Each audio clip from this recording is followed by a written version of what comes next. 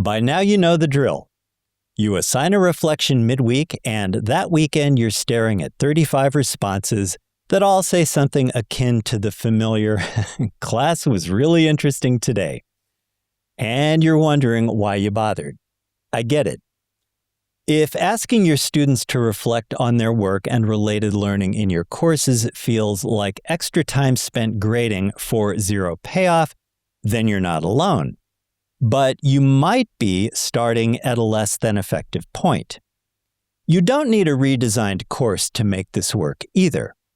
Today we'll look at 3 quick fixes to encourage students to look deeper into their own learning rather than fill a page with more meaningless fluff.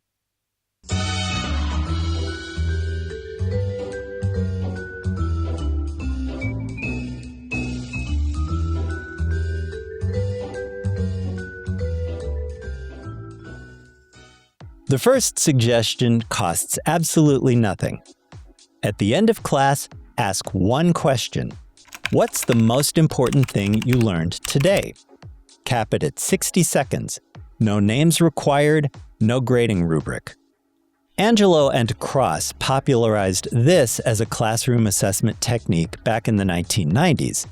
And it still holds up because it's quick for you and genuinely low stakes for your students.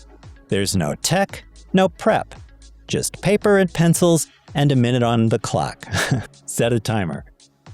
Here's another easy and related reflection prompt to pose. What's still confusing? Now you've got an exit ticket. Researchers studying iteratively designed exit tickets found that they don't just measure learning, they help shape it because students have to name their own confusion before they pack up and head out the door. In turn, that enables you to walk into the next class already knowing where to start.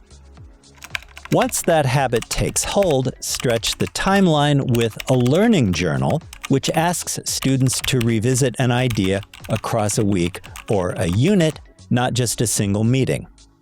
It's still low stakes with no rubric or grade, although maybe a quick completion check, but it asks for something that the 1-minute version can't: connection across time, readings, discussions, or even the course. But there is a catch.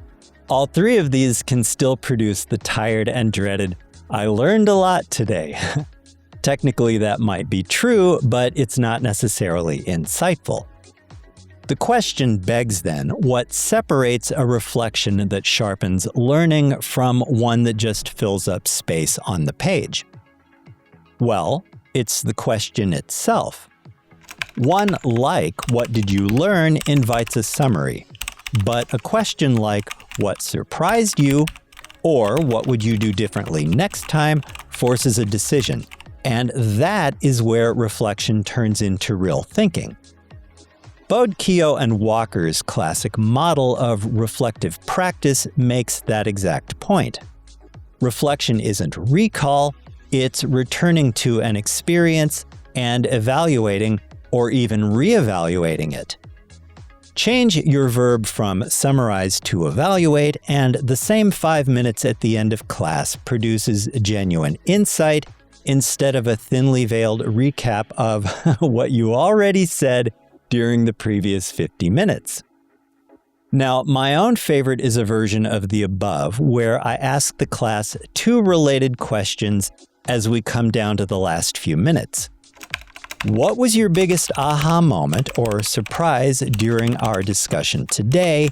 And how might you connect that same realization to something that you have learned in another course? To recap, 1-minute papers build the reflection habit. Exit tickets highlight any remaining confusion, and learning journals stretch that out across time.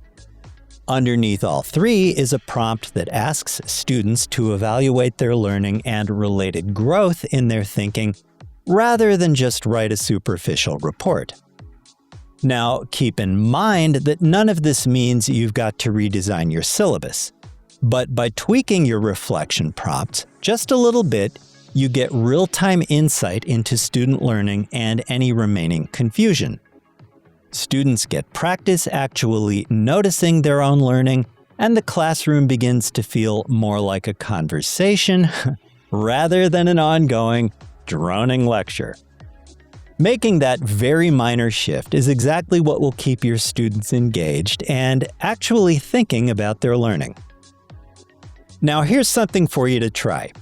This week, pick one class. Swap your closing question for an evaluative style prompt and see what your students do with it.